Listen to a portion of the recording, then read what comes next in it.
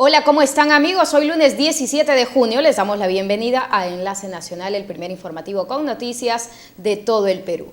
El fin de semana pasado se presentó un libro sobre Bagua denominado La Verdad de Bagua. Y para hablar sobre este libro está con nosotros el coautor, que es Jesús Manasé. ¿Cómo está? Muchas gracias por acompañarnos. Gracias por la oportunidad, buenas noches. Bien, ustedes justamente hicieron la presentación de este libro. ¿En qué consiste? ¿Cuál es la finalidad? La finalidad es de que este documento valioso sea de conocimiento público, la población pueda tener acceso, dado de que si es cierto, hubieron dos informes, entonces se le ha dado el valor oficial al primer informe y el segundo informe, que es lo nuestro, no se le ha dado ese valor necesario.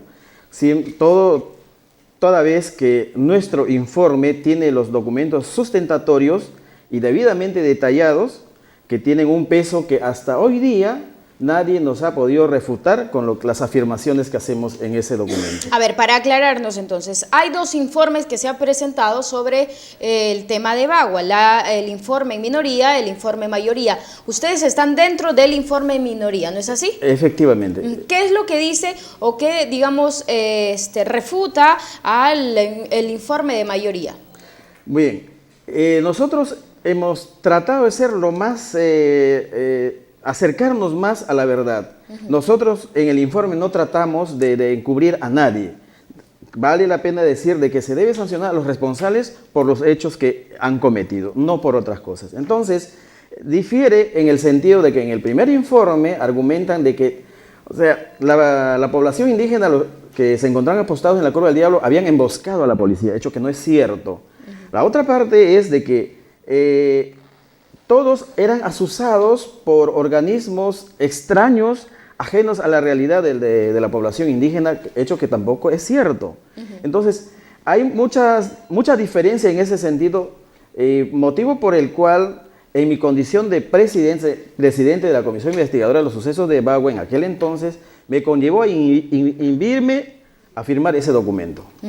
Usted no quiso firmar ese documento porque justamente en digamos, de alguna manera culpaban a los indígenas de la muerte de los policías o de haber iniciado el conflicto en la Curva del Diablo. Efectivamente, se le atribuía prácticamente toda la responsabilidad a los pueblos indígenas. ¿Qué es lo que proponen en todo caso? Detallamos por qué ocurrieron los hechos, cómo, aún debiendo evitarse esto. O sea, también detallamos algunas recomendaciones que se debe tener en consideración para que hechos de esa naturaleza no ocurra. Por ejemplo, de que se pueda crear organismos de tal manera que la población indígena pueda tener acercamiento al aparato estatal y pueda exponer sus motivos.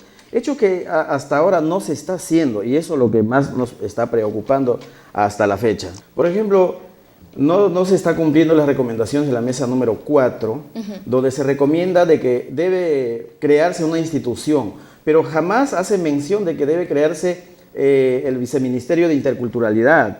Se debe mejorar INDEPA, en todo caso debe crearse un organismo técnico especializado. Bueno, pero el Viceministerio de Interculturalidad es justamente el que ha estado encargado de realizar el reglamento y ver todo el tema de la consulta previa. Ojo, vemos que también renunció el ex viceministro de Interculturalidad, Iván La Negra, porque justamente el ministro de Cultura, Luis Peirano, había señalado que está cansado. Sin embargo, él ha desmentido. Pero bueno, justamente es por eso que se vienen, digamos, poniendo peros para que se aplique la consulta previa en los pueblos indígenas, ¿no? Efectivamente, el Viceministerio de Interculturalidad solamente se ha dedicado al tema de derecho a la consulta, pero no se está teniendo en consideración lo que es educación, lo que es salud. Es lo más importante a partir después del baguazo. Entonces, las recomendaciones que tenemos es eso, de que debe instalarse o crearse el organismo técnico especializado. ¿Por qué? Porque esto va a permitir la participación directa de los pueblos amazónicos para que puedan exponer sus motivos, conjuntamente con los integrantes del Estado. ¿Pero no han estado ustedes participando junto al Viceministerio de Interculturalidad? De ninguna manera, la población no está participando. ¿Ustedes no han estado trabajando junto al Viceministerio de Interculturalidad? Lo que yo tengo entendido es que personas indígenas vivientes de aquí están participando, que es muy diferente. Entonces, bueno, ahí hay un problema, digamos, pero retornemos a esta publicación de Bagua. Ustedes, justamente, este es el propósito, van a presentar en un momento ante el Congreso de la República para que además todo el mundo pueda tener acceso y leer también este informe de minoría. Efectivamente, el objetivo es eso, lo que nos está preocupando y nos hemos visto obligados prácticamente a hacer todo este trabajo es a raíz de que han pasado 4 años, nuestros compañeros siguen retenidos, presos, entonces no hay, las acusaciones fiscales son excesivos, entonces todo esto nos ha llevado a la reflexión y gracias a las instituciones que están colaborando, a la Comiset, IDL, para que este libro sea publicado y sea de conocimiento público. Porque digamos, esto es parte también de la campaña denominada Yo Soy Bagua, que se está desarrollando justamente este mes a raíz del cumplimiento de los 4 años de estos lamentables sucesos en Bagua. Efectivamente, como dije al inicio, con este trabajo nosotros no es como mucha gente argumenta de que pedimos la impunidad de los detenidos, no, de ninguna manera. Que se individualice la responsabilidad y se sancione a los autores de los hechos. Porque no podemos, por ejemplo, con los detenidos que tenemos actualmente, se les está acusando de la muerte de casi la gran mayoría de los policías. Usted como dirigente y representante de los pueblos Aguajún y Huampis, digamos, de alguna manera, todos somos peruanos, ¿es así? Y participaron en este momento policías indígenas que son peruanos igual. ¿Hay alguna reflexión por parte de ustedes como líder indígena también? Efectivamente, son cosas que nos ha llevado a un enfrentamiento entre ambos. Aquí las víctimas somos ambas partes. Ambas partes somos. Claro, víctimas. Y también, digamos, reclamar también por la vida de los policías que fueron dados muertos también en este conflicto, lamentablemente.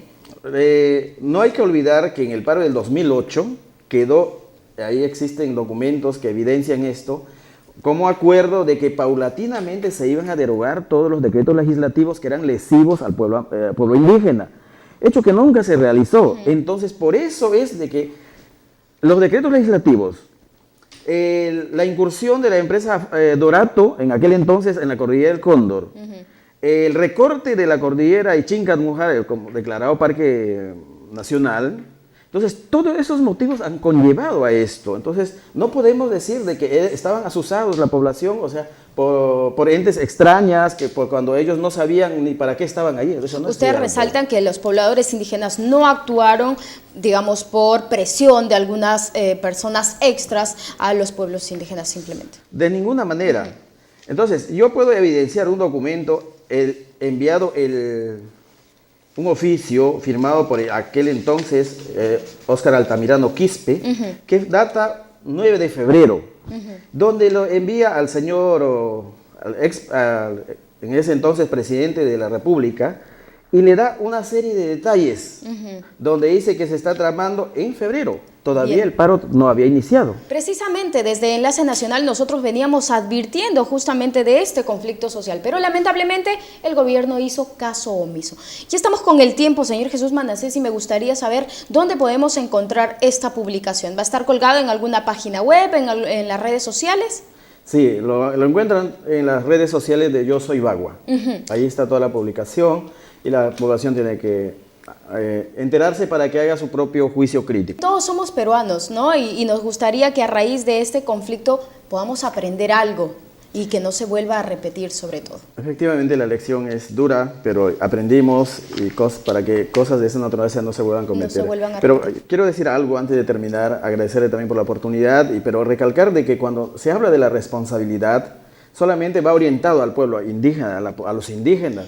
Ojo, que la responsabilidad parte desde el mismo presidente de la República, entonces hay que ser más minuciosos en investigar para que se dé con los verdaderos responsables, porque al parecer la Fiscalía no está haciendo su trabajo de investigador. Bien amigos, estuvimos conversando con Jesús Manassés, dirigente indígena, representante de los pueblos Aguajún y Huampis, coautor del libro La Verdad de Bagua, junto a la hermana Mari Carmen Gómez Calleja del Vicariato de Jaén. Nosotros nos vamos a una pausa y continuamos con más en breve.